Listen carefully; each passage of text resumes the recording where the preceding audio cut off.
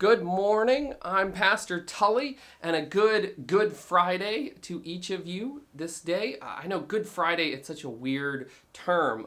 It's good because it's the day that we are saved of our sins, but it's also the day Jesus died. And so in some ways it's sort of like, why is it called Good Friday and not Bad Friday? I got a story for you today. It's a story about death and a story about a shirt. This shirt in particular. When I was in high school, I was a freshman in high school, my father died very unexpectedly in the spring. He died of heart failure. He was a heavy-set man, so some ways it sort of should have seen it coming, but it took us by surprise. After he died, all of our extended family kind of descended upon our house as we were in shock and dealing with this and planning for a funeral.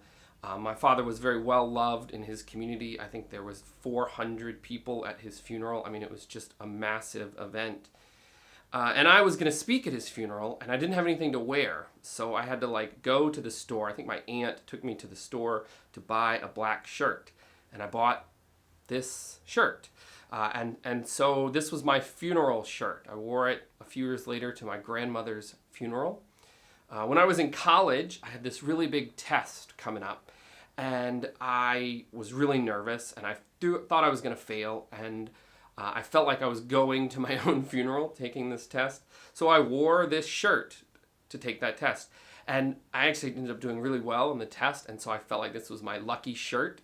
It was my test shirt. I wore it every time I had a big test in college. So it was both my lucky shirt, but also my morbid shirt. I would wear it every year on March 8th, the anniversary of my dad's death. In 2002, I started wearing this shirt every year on September 11th to mark that anniversary. When I was in seminary, I began wearing it on Maundy, Thursday, and on Good Friday as a way to remember and mark Jesus's death. And then when I became a pastor, I started wearing this shirt every Maundy, Thursday, and Good Friday service that I had to lead as a way of remembering and marking Jesus' death. The shirt's pretty old. It's more than 25 years old at this point. You can see the cuffs are really frayed. Lots of wear and tear there. Both cuffs are that way. There's some other things on the inside of the shirt that I can't show you.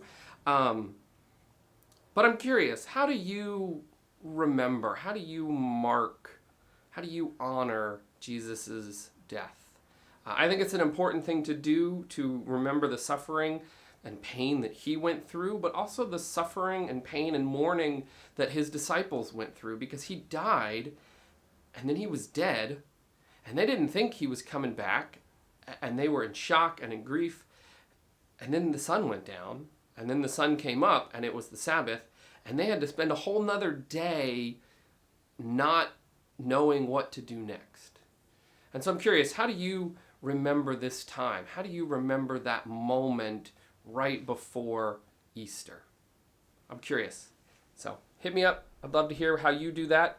And take care, and I will see you on Easter.